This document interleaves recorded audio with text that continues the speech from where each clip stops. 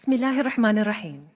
حضرة صاحب In the name السمو of God, the most merciful, the most compassionate, Your Highness Sheikh Tamim bin Hamad Al Thani, Your Excellency President Donald Trump, President of the United States of America, representative of the media.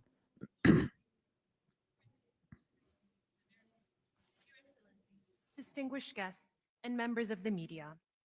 سنشهد الآن التوقيع على اتفاقية في مجال الطيران بين دولة قطر والولايات المتحدة الأمريكية. اتفاقية لشراء طائرات Now we will see the signing of the agreement of buying aircraft from Boeing. His Excellency Badr bin Abdul Amir will sign from the Qatari side, and Kelly Altberg will be signing on behalf of Boeing. between the state of Qatar and the United States of America. Boeing purchase agreement signed on behalf of the state of Qatar by His Excellency Badr Mohammed Al Mir, CEO of Qatar Airways Company, and behalf of the United States, Kelly Ortberg, President and CEO of the Boeing Company.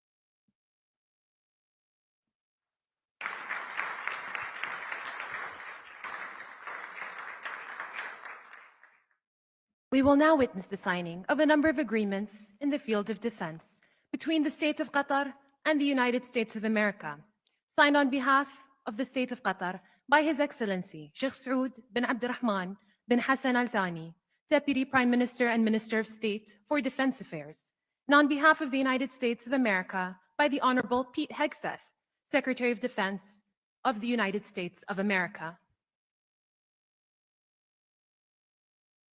Firstly, a statement of intent on defense cooperation between the State of Qatar and the United States of America.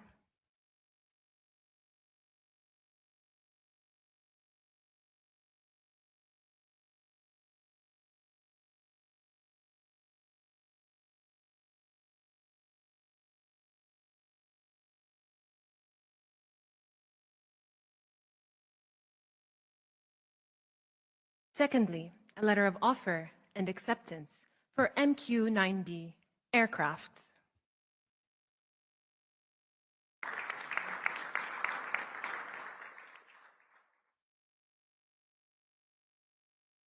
And a letter of offer and acceptance, FS lids. Thank you. It is my honor to announce the signing of a joint declaration of cooperation between the State of Qatar and the United States of America. Signed on behalf of the State of Qatar by His Highness Sheikh Tamim bin Hamad Al Thani, Emir of the State of Qatar, and the Honorable Donald J. Trump, President of the United States of America.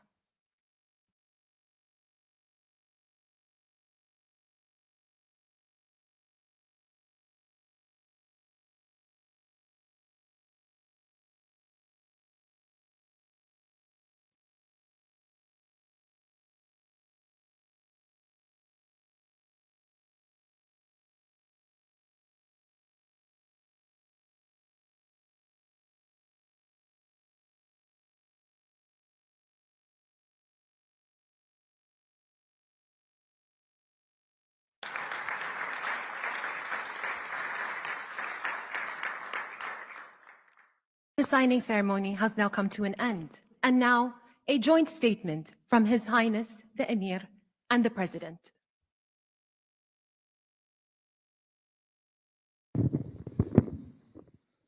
Thank you very much. We had a couple of hours of great meeting with the president, and we discussed many issues, our great bilateral relationship, and also the situation in the region. Of course, I think after signing these documents, we are going to another level of relationship between Qatar and the United States. So I just wanted to thank you, Mr. President, again for this historic visit. Thank you very much, sir. Well, thank you very much. And this has been a very interesting couple of hours. We discussed the world. We discussed Russia and Ukraine, where you've been a tremendous help in so many different ways. We certainly discussed Iran, where it's been really an interesting situation. I have a feeling it's going to work out. I think it's going to work. It's got to work out one way or the other. We know it's going to work out. But you were of great help, and other things. But in particular, trade. The trade is the. Kelly's telling me from Boeing that's the largest order of jets in the history of Boeing. That's pretty good, and that's 140. Was that a 140 or 160? Well, yeah, but you're right. It's actually 200, including the 40, so it's over $200 billion. But 160 in terms of the jets. That's fantastic. So that's a record, Kelly. And congratulations to Boeing. Get those planes out there. Get them out there. But I just want to thank you. We've been friends for a long time, long before politics. Well, for you it was politics. For me it wasn't, right? But we've been friends for a long time, and this is an outstanding man. He's a great man, and we're going to help each other. The United States is in a very strong position militarily. We have the best equipment anywhere in the world. You're buying a lot of that equipment, actually, and I think we're going to see some of it in action tomorrow. At the we won't call it an air fair, but it's going to be sort of an air fair. We're going to be shown a display that's going to be incredible. They have the latest and the greatest of our planes and just about everything else. So I think it's going to be a lot of fun and very interesting. But I just want to thank you for the friendship, for the long time friendship, and again, long before any of this stuff, we just liked each other. That's not a bad thing. That's a good thing. But we always had a very special relationship. And we came from Saudi Arabia, where we have another great man over there that's a friend of yours. And you two guys get along so well and like each other. You sort of remind me a little bit of each other, if you want to know the truth. They're both tall, handsome guys that happen to be very smart. But he's also a very special guy, and it's good to see all the relationships forming in the Middle East, because the Middle East is really being talked about all over the world, and we're having a lot to do with it. We're helping a lot, but they're doing a tremendous job. So I just want to thank everybody very much for being here. I want to thank the media. The media has been very fair, actually, and it's a great honor to be with you. This is, you take a look at this room. This room is the real deal. That's called white marble. It's very hard to buy. Believe me, I know very well, because you try to buy it, you can't buy it. And you just take a look at what you have here. It's been incredible what you've been able to build as a nation. And we're with you all the way, and you know that.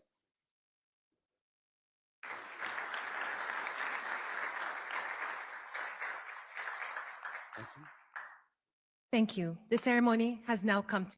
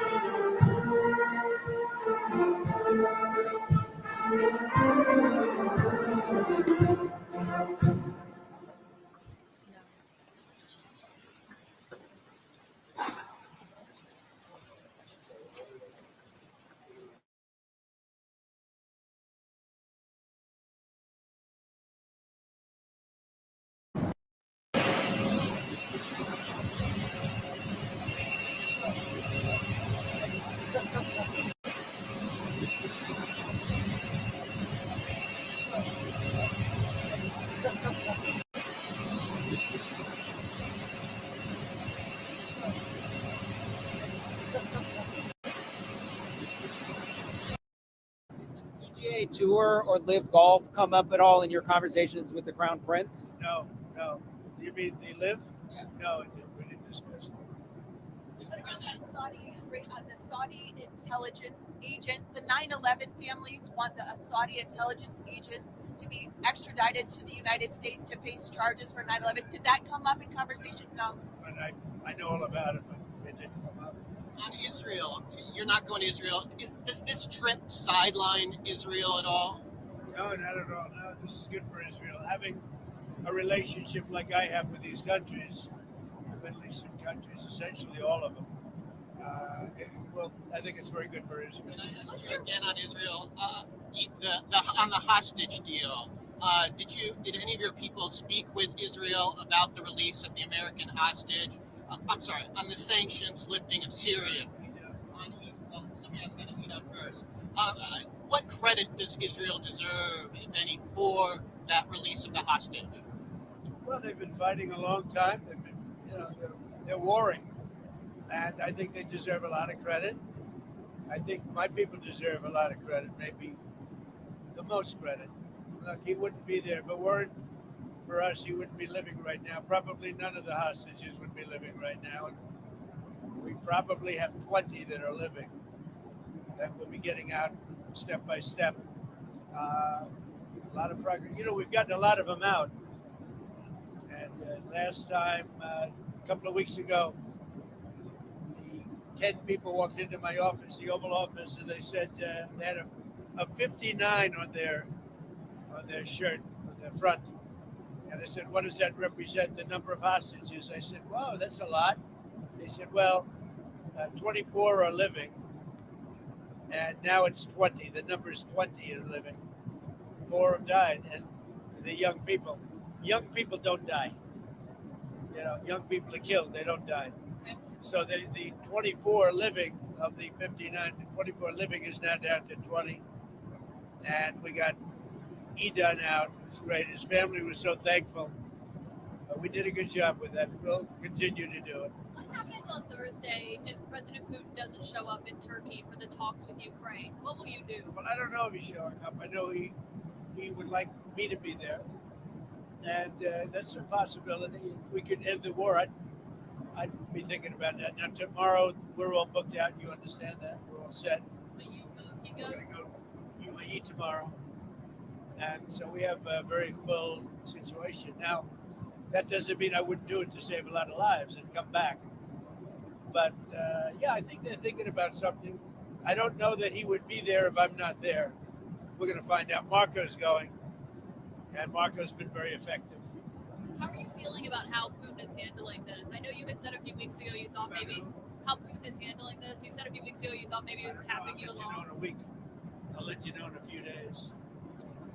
Mr. President, on Israel again, has any of your team been in touch with Israel, your team, about lifting the sanctions on Syria? What's their reaction?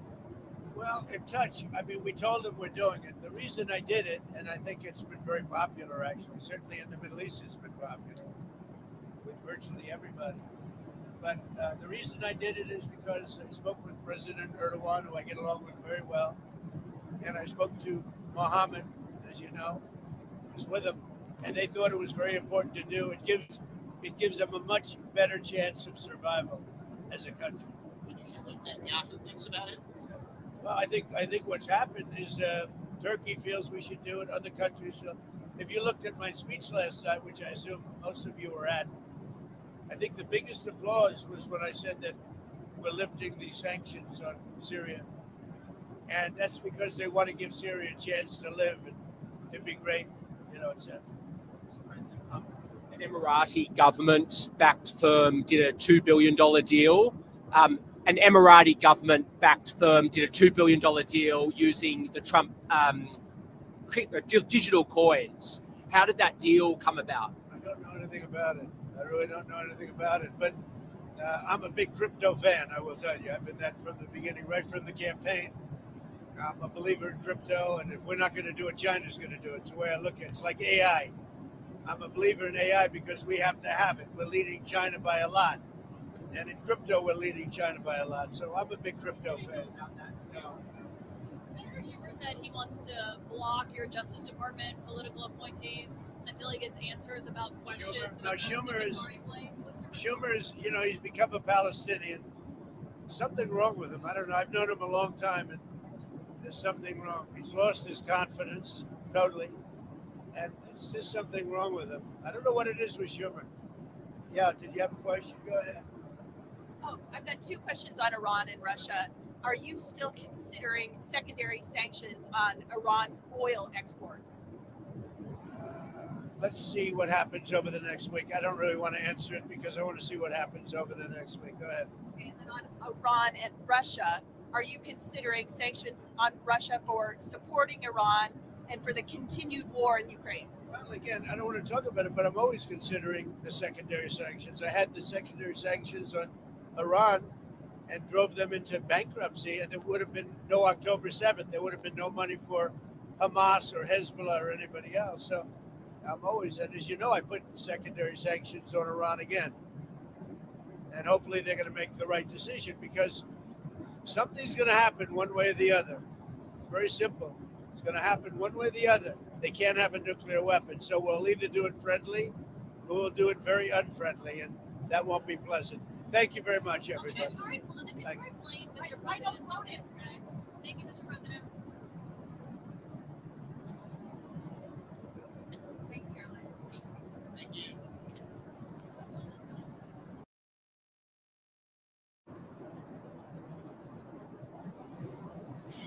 Hello, everybody. The jet fighters will be surrounding the plane in about 7 minutes.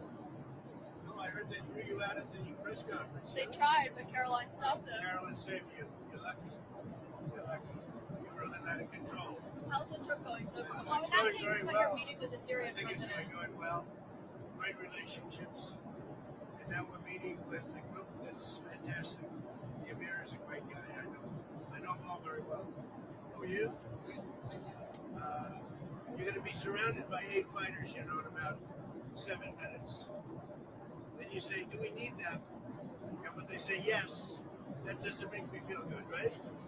What's the threat? Did they tell you what the threat is? No, let's assume there's no threat. We have to assume that. How did you find the Syrian president? Great. Great. I think very good. Young, attractive guy, tough guy. Strong pass. Very strong pass fighter. Does that worry you But at all? he's got a real shot at pulling it together. I speak with President Erdogan, who I'm very friendly with him. He feels he's got a shot at doing a good job. It's a torn up country. Do you think Syria will join the Abraham Accords? Yeah, but I think they have to get themselves straightened out. I told him, I hope you're going to join when it's straightened out. He said yes. But they have a lot of work to do. What about Lebanon? Do you think there's a path for Lebanon to normalize relations with You know, a friend of mine is the new ambassador to Lebanon, and I didn't even know, and I never knew his relationship, but he was born in Lebanon. And he said, I'd like to be the ambassador. He's a very successful guy. And I said, that's very dangerous. He said, I don't care. I love my country, and it's worth it to do.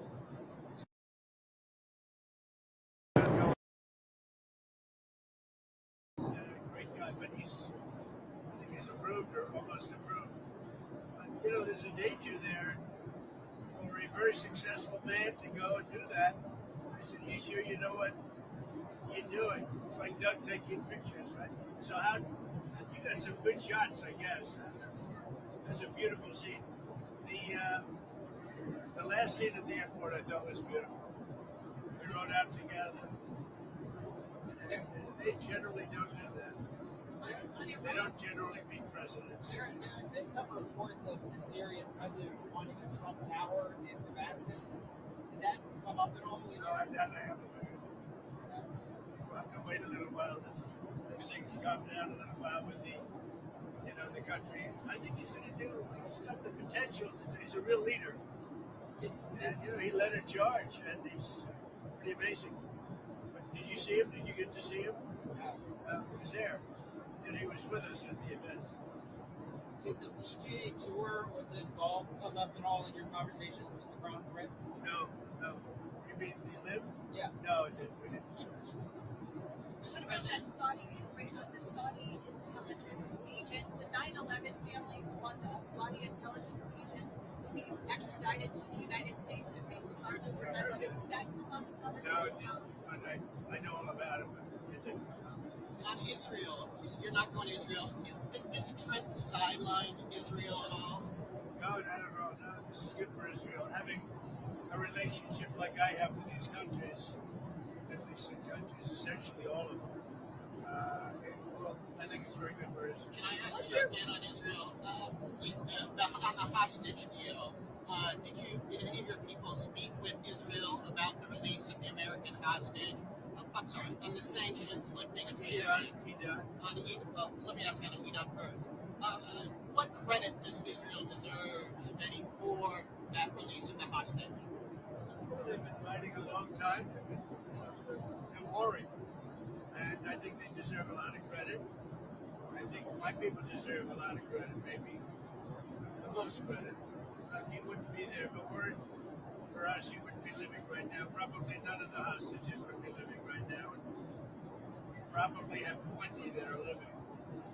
And we'll be getting out step by step. We've gotten a lot of them out. And last time, a couple of weeks ago, 10 people walked into my office, the Oval Office, and they said they had a 59 on their shirt in the front.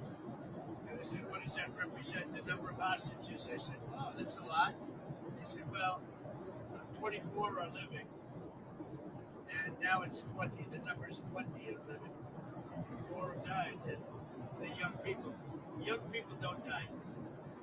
Young people are killed. They don't die. So the 24 living of the 59 to 24 living is now down to 20. And we got Idan out. It was great. His family was so thankful.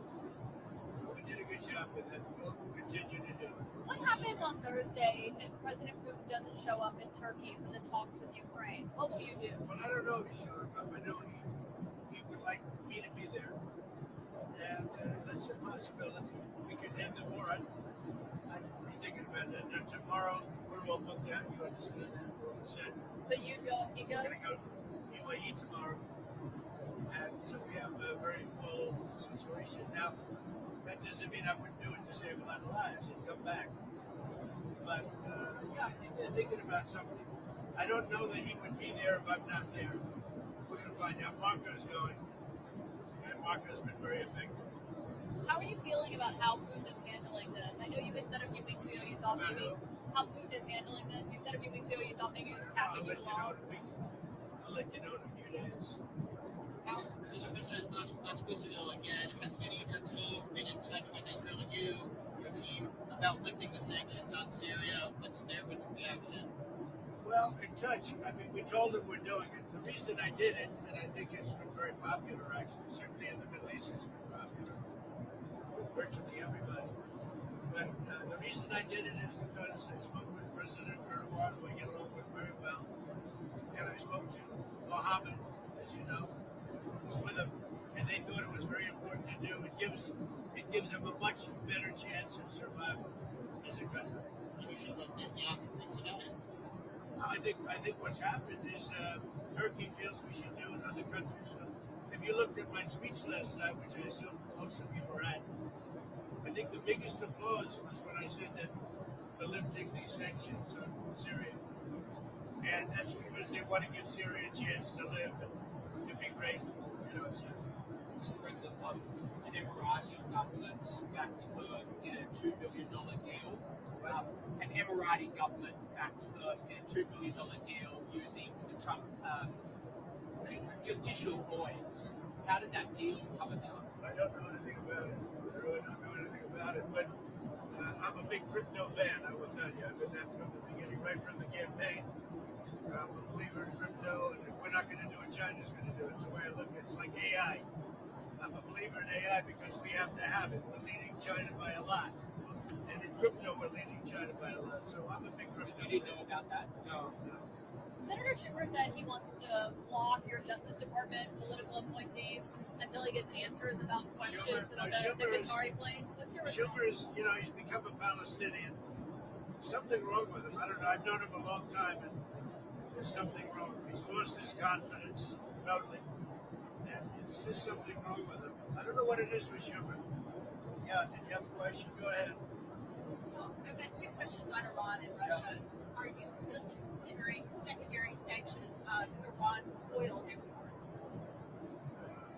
Let's see what happens over the next week. I don't really want to answer it because I want to see what happens over the next week. Go ahead. Okay, and then on Iran and Russia, are you considering sanctions on Russia for supporting Iran and for the continued war in Ukraine? Well, again, I don't want to talk about it, but I'm always considering the secondary sanctions. I had the secondary sanctions on Iran and drove them into bankruptcy, and there would have been no October 7th. There would have been no money for Hamas or Hezbollah or anybody else. So I'm always, and as you know, I put secondary sanctions on Iran again. And hopefully they're going to make the right decision, because something's going to happen one way or the other. Very simple. It's going to happen one way or the other. They can't be friendly. We'll do it very unfriendly, and that won't be pleasant. Thank you very much. On the Qatari plane, Mr. President. Thank you, Mr. President. Well, President, if you allow me, first of all, welcome to Qatar.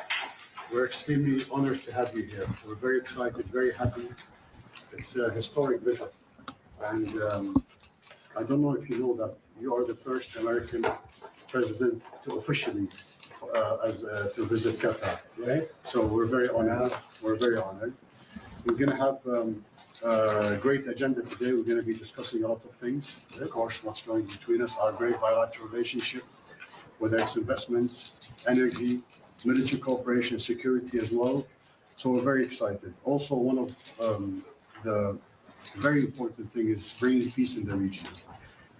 Mr. President, I've known you for many years. I know that you're a man of peace. I know that you want to bring peace to this region. We all want to do so. And we hope that this time we can do the right thing and bring peace here in the region, Mr. President. Also, two exciting things in your country. You're going to be hosting the World Cup, right? Football, and as you guys call it, soccer. Right. You're going to be also hosting the Olympics as well, which is very, very, very, very important. The two biggest sports events. We were lucky that in 2022 we had the World Cup here in Qatar, and there wasn't one incident during the World Cup. You did a great job. We had 1.5 million people during these couple of weeks. We didn't have one incident. So we are also sharing our experience on how to deal with the World Cup with your security forces. We have people visiting each other. So once again, Mr. President, thank you for this visit, and you're welcome here in Qatar.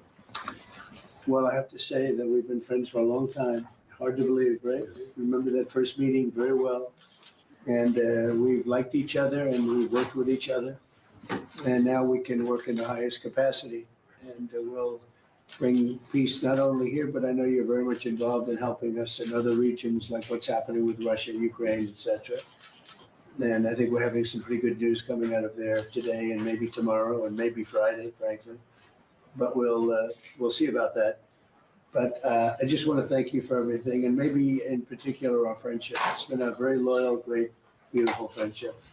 And the job you've done is second to none. You look at this, it's so beautiful.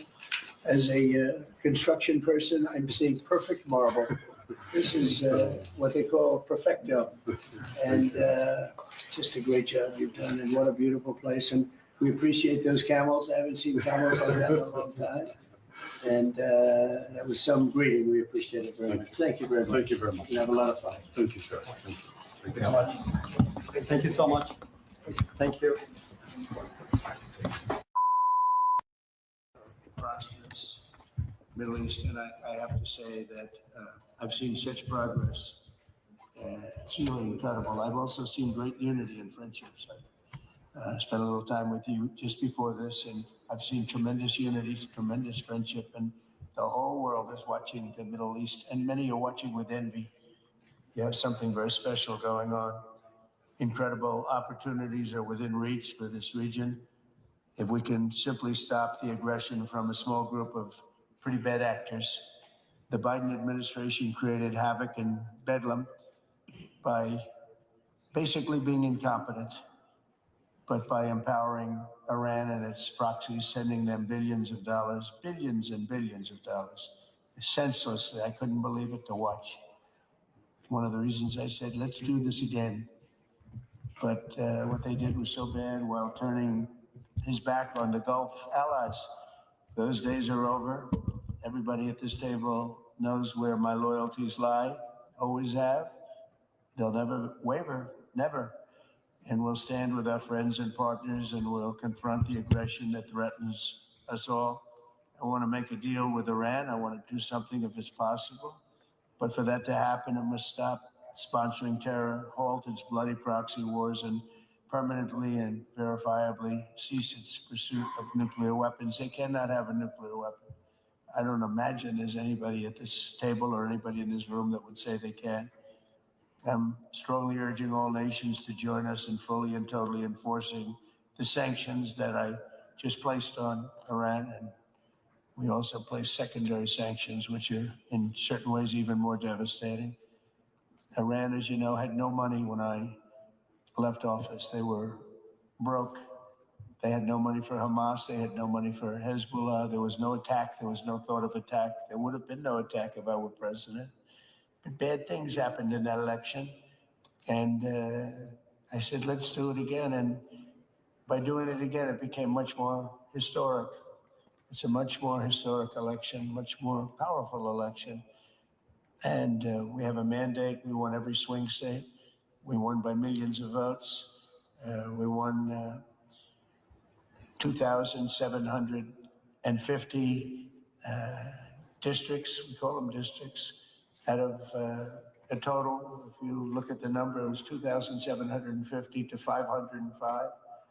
The whole map was red meaning Republican. So I will say recently we launched strikes on more than 1,100 Houthi targets in Yemen, as you know. And last week they agreed to stop. They don't want to be targeting our commercial ships anymore. And they said, that's enough, that's enough. We did about 52 days, 52 nights. It didn't end. We just put in a budget of $1 trillion. It's our biggest budget, military budget we have ever put in. And the United States is very, very strong right now. It's amazing. In a short period of time, we've been there 100 days. And in a short period of time, we've done what a lot of people don't do in 4 years. We're a hot country, just like you're a hot area. And we're going to keep it that way. In Gaza, my administration shares the hope of so many in this region for future of safety and dignity of the Palestinian people. But that cannot happen as long as Gaza's leaders take delight in raping, torturing, and murdering innocent people. Can't have it. I greatly appreciate the constructive role that the leaders in this room have played in trying to bring the terrible conflict to an end, including by helping secure the release of American hostage, Edan Alexander. It was a big day yesterday, a very important day.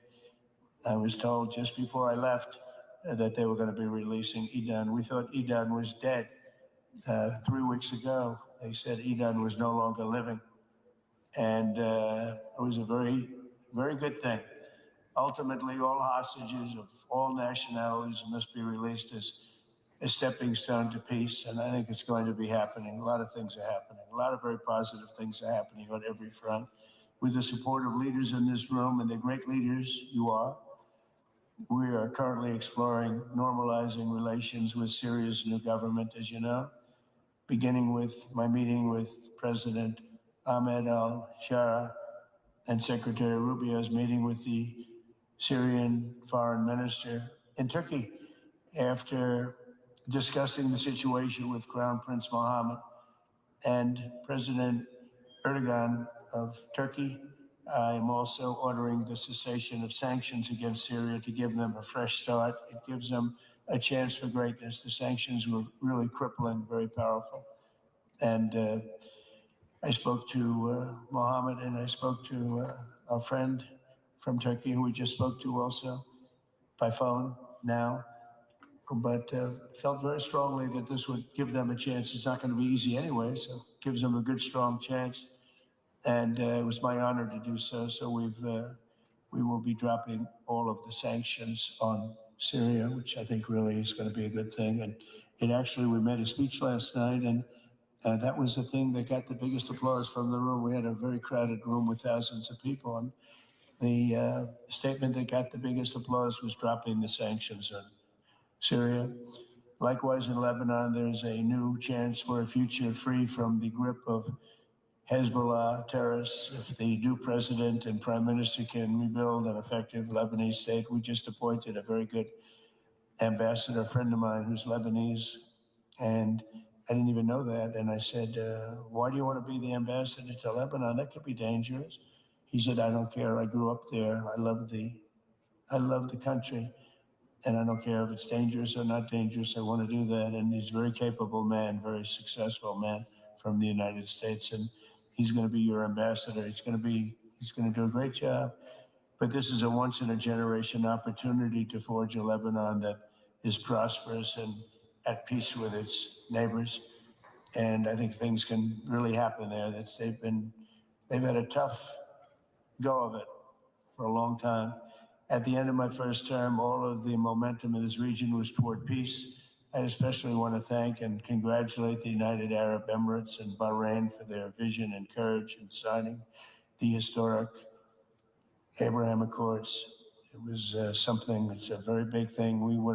I believe we would have had it filled out had the election been called fairly, which it wasn't. It was a rigged election. I hope that in the near future we can continue that progress. We have a mandate from the American people, the likes of which people haven't seen for 129 years, they say.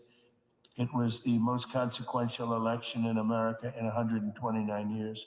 So that sounds like a long time, so we'll take that. But in the future, we'll continue that progress by adding more countries to the Abraham Accords. We have 4, and I think they're going to be filling up very rapidly. Biden didn't do anything because he never did anything about anything. He had no capability, he had no ability, and it was a shame what he's done to so many countries, including our own. We had an interesting fact. About a year ago, there was a story that we're having a hard time getting enlistments into the military, and it was at the lowest level almost ever. People didn't want to go into our military. And it just came out last week, you probably saw that we have now the strongest enlistment in the history of our country. They say 38 years. One said 37, one said 32, and one said ever. So we just had the strongest enlistment in the history of the United States of America. So think of it, in 1 year we went from they can't get people to enlist to we have the strongest enlistment, and that includes the police departments too. We're having a hard time getting people to be police, the great law enforcement arm that we're known for, and now we're setting records.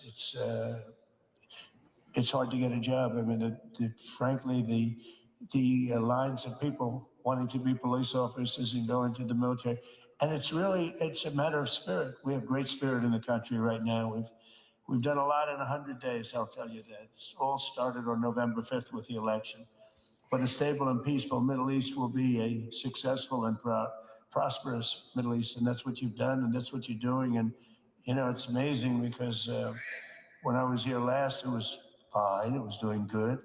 And then I see the things that you're doing here and in your countries. It's just incredible what you're doing. Is the whole world is talking about it. The whole world is watching us. Look at all the news over there, the fake news. Look at them. The whole world is talking about what you're doing, and you're the envy of the world. Together, we're in this room, and we're going to forge a Middle East that will be a thriving commercial, diplomatic, and cultural crossroads at the geographic center of the world. That's what it is. It's the center of the world. I look forward to working with you, and I want to thank Mohammed. I want to thank you, Crown Prince. We have a special relationship. We have long had a special relationship, but it was an honor to spend a couple of days with you, and I'll see you again soon, and I'll see you a lot. Thank you all very much. Thank you. شكرا فخامة الرئيس على كلمتكم. الآن أدعو جلالة الملك حمد بن عيسى الملك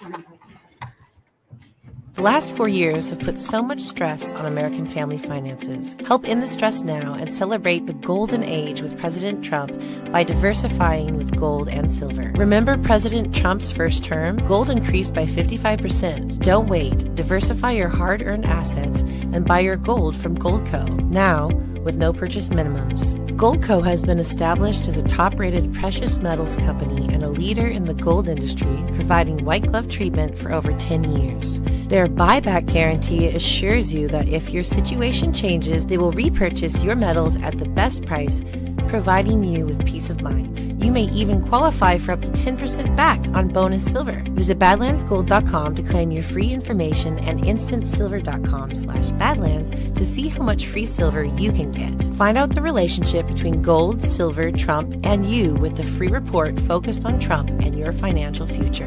That's badlandsgold.com and instantsilver.com/badlands to take control of your financial destiny. Thank you so much for joining us, and don't forget to hit the thumbs up on this video. And a special thank you to all of our advertising partners. Please remember to shift your dollars to support those businesses that support Badlands Media.